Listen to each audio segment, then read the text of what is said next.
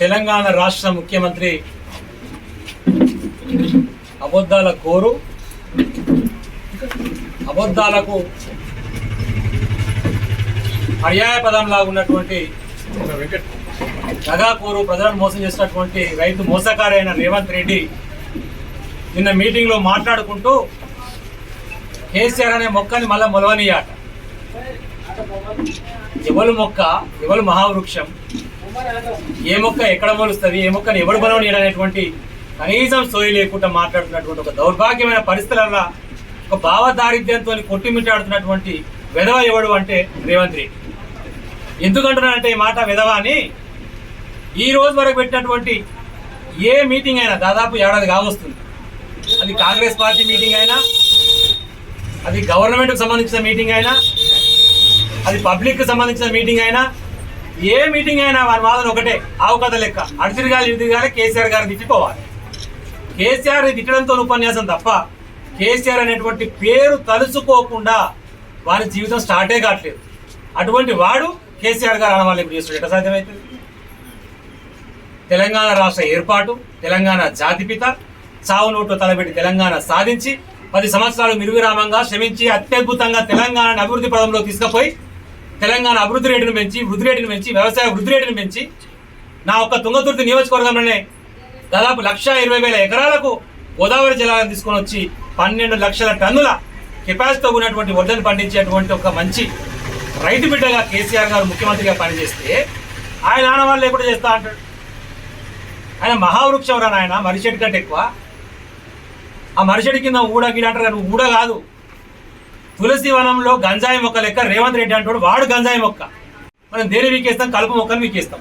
ఆ గంజాయి మొక్క, కలుపు మొక్క అయినటువంటి రేవంత్ రెడ్డి గారిని పీకడానికి ప్రజలందరూ రెడీగా ఉన్నారు.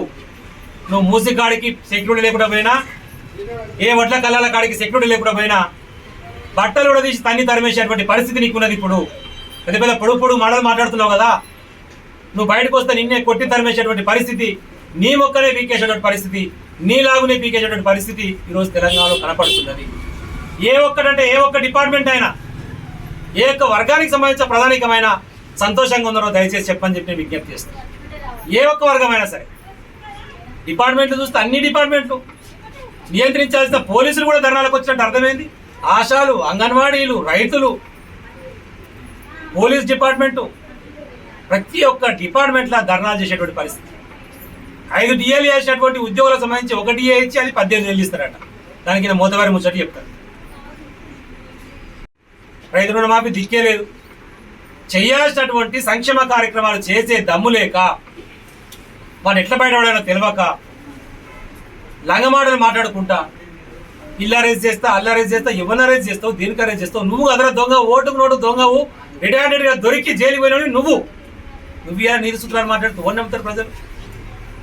ఎందో కేసీఆర్ గారి కంటే గొప్పగా చేస్తాను అనుకోని పొరపాటున నమ్మి ప్రజల్ని కోటేసి గెలిపిస్తే వాళ్ళ రక్తం తాగుతున్నటువంటి పరిస్థితి. ఏడికి పోయిన ఒకటే చర్చ, ఎవరిని మందలించిన ఒకటే చర్చ. పోయి ఇప్పుడు నేను ఊళ్ళో తిరుగుతుంటే కూడా, సార్ మీరు 4 ఏళ్ళు భరించాల్సిందేనా సార్, మధ్యలో ఓడా వీడు? వాళ్ళు అడిగే ప్రశ్న. మరి ఎట్లా 5 ఏళ్ళకి కోటేసి మీరు 4 ఏళ్ళకి మధ్యలో ఎట్లా పోగొట్టాలి, మనం ఏం చేద్దాం? మనం ఏడాది కాలంలోనే నీ దినాలుని సాగు కోరుకునేటువంటి పరిస్థితి తెలంగాణ రాష్ట్రంలో వచ్చింది అంటే దయచేసి ఆలోచించుకో అంటున్నా. ఎందుకు ప్రజలు ఇట్లా అంటున్నారు? నన్ను ఎందుకు ఇట్లా తిట్లు తిరుగుతున్నారు? నా కుటుంబాన్ని తిట్లు తిరుగుతున్నారు? ఎందుకు తిరుగుతున్నారు? నేనేం మార్చుకోవాలి? దానికి ఏం చేయాలి? కేసీఆర్ గారికి గుర్తు లేకుండా చేయాలంటే కేసీఆర్ గారి కంటే గొప్పగా చేసే ప్రయత్నం చేయాలి. కేసీఆర్ గారి మీద ఇష్టం వచ్చినట్టు మాట్లాడితే జరగదు. మాట్లాడడంలో నీకంటే ఎక్కువ మాట్లాడవచ్చు. నువ్వు లంగవైనా, దొంగవైనా, వెధవైనా తెలంగాణ రాష్ట్రానికి ముఖ్యమంత్రివి కాబట్టి నేను గౌరవించాల్సి వస్తుంది. దిక్కులేదు, ఆ పదవిని చూసి గౌరవించాల్సి వస్తుంది. కానీ నువ్వు మాత్రం పిట్టల దొర లేక తుపాకి పట్టుకొని తెలంగాణ ఉద్యమకారుల మీద కాల్పు కాల్సిన నువ్వు తెలంగాణ గురించి మాట్లాడితే సప్పులు లేదు. మళ్ళీ ఏడు వరకు అలా పైసలు లేదు. 200 యూనిట్ల గురించి మాట్లాడితే దాని గురించి సప్పులు లేదు. రైతాంగం ఈరోజు వడ్ల కొనుగోలు కేంద్రాల అమ్మకానికి పోతే మొత్తం ఒకటే ఎగ్జాంపుల్ చెప్తున్నాను. నిన్న మామూలుగా మాట్లాడిన ఒక దగ్గర ఏం జరుగుతుంది మా మండలంలో, ఆ మండలంలో చెప్పిన రిపోర్టు మొత్తం నియోజకవర్గం మొత్తం కలిపి కూడా 78,000 కాలేదు సార్ క్వింటాలు. ఒక్క మండలంలో అయ్యేది మన 9 మండలాలు తుంగతుర్తి నియోజకవర్గం. ఒక మండలంలో అవుతుండే మనం ఉన్నప్పుడు 9 మండలాలు కలిపి కాలేదు అన్నాడు. అంటే అర్థమైంది. ఎందుకు ఇస్తలేరు రాబోయే అని రైతుని అడిగినాం. ఏమైందా ఎందుకు ఇస్తలేరా? వాడు రైతు బంద్ ఇవ్వకపోయా, రైతు రుణమాఫీ ఇవ్వకపోయా, మా ఓట్లు పుసుకున్న గవర్నమెంట్ కమ్మినా వాడు పైసలు వేస్తారు, మాకు నమ్మకం లేదు సార్, ఈ పైసలు కూడా వాడు వేసుకొని పోతారు రేవంత్ రెడ్డి గారు. అందుకని తక్కువగా ఎక్కువ మేము మార్కెట్ పోయి అమ్ముకుంటున్నాం, మాకు రైస్ మిల్ అక్కడ అమ్ముకుంటున్నాం సార్, ఏం చేస్తాం మా బాధలు అంటే. ఈ ఏడు వరకు లేదు, రైస్ మిల్ బ్లాక్ మెయిల్ చేస్తున్నాం, బ్యాంక్ గ్యారెంటీ పెడితేనే మీకు దింపుతామని చెప్పేసి వాళ్ళని బ్లాక్ మెయిల్ చేస్తున్నాం. గతంలో వచ్చినటువంటి ప్యాడీ తిరిగి ఇస్తామని చెప్పి కాంట్రాక్ట్ చేసి 1500 కోట్ల స్కామ్ చేసినాం. మూసీ ప్రక్షాళన గురించి మాట్లాడితే మేము ఏదో వ్యతిరేకం అన్నట్టు. మూసీ ప్రక్షాళన ప్రారంభించిందే బీఆర్ఎస్ పార్టీ, కేసీఆర్ గారు, కేటీఆర్ గారు. మేము పెట్టేటువంటి బడ్జెట్ 16,000 కోట్ల రూపాయలతోని మూసీ ప్రక్షాళన కోసం మేము బడ్జెట్ పెడితే ఈరోజు నువ్వు 1,50,000 కోట్లు అంటే నువ్వు ఎట్లయితుంది అని అంటున్నా నేను. అది తప్పు, అది స్కామ్ అంటున్నాం. 2,500 కిలోమీటర్లు ఉన్నటువంటి గంగా నదిని పరిశుభ్రం చేయడం కోసమేమో 40,000 కోట్లు 2 సంవత్సరాలకు పెట్టింది కేంద్ర ప్రభుత్వం. ఇప్పుడు ఉన్నటువంటిది 150 కిలోమీటర్లు అయినటువంటి మూసీకేమో 1,50,000 కోట్లు అంటే ఎట్లయితుంది అంటున్నాం. ఇది స్కామ్ కాబట్టి ఆ పేరుతో మీ జోబులు నింపుకునే ప్రయత్నం చేస్తున్నారు కాబట్టి దాన్ని వ్యతిరేకిస్తున్నాం, మూసీ ప్రక్షాళన వ్యతిరేకిస్తారు.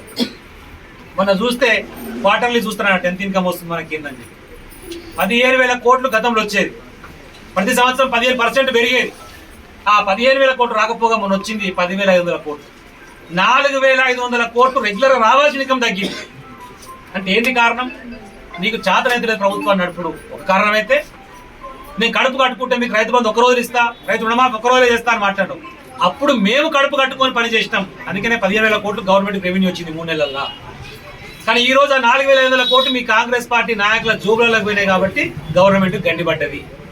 ఎవడు కడుపు కట్టుకొని పనిచేస్తుండు, ఎవడు అవినీతితో పనిచేస్తుండో ప్రజలు గమనిస్తున్నారు. ప్రభుత్వాన్ని నడపడం చేత కాకపోతే దిగిపో. పొద్దుగాల లేస్తే ఢిల్లీకి 32 సార్లు తిరిగినావు, కనీసం ఇప్పటికి 6 మంత్రి పదవులు ఖాళీగా ఉన్నాయి. ఆ మంత్రి పదవులు నింపేటువంటి ధైర్యం లేదు. నువ్వు మాట్లాడుతున్నావు ప్రజల పక్షాన ప్రధాన ప్రతిపక్ష పాత్ర పోషిస్తూ నిర్విరామంగా 10 సంవత్సరాలు చేసినటువంటి అభివృద్ధి కుంటిపడకుంటుండాలంటే మళ్ళీ మేము ప్రజల పక్షాన్ని నిలబడతాం, ప్రజల కోసం కొట్లాడతాం. ప్రజలకు ఏ సమస్య వచ్చినా అందుబాటులో ఉండి వాళ్ళ పక్షాన్ని నిలబడి సమస్య పరిష్కారం కోసం మా చేతనైనంత వరకు సహకరిస్తూ ముందుకు సాగుతాం. దీన్ని కూడా ప్రజలు గమనించి సహకరించి అవసరం ఉన్న దగ్గర ఎక్కడైనా సరే ప్రభుత్వాన్ని నిలదీసే విధంగా అందరం కలిసికట్టుగా ముందుకు సాగాలని చెప్పి మిమ్మల్ని విజ్ఞప్తి చేస్తాం.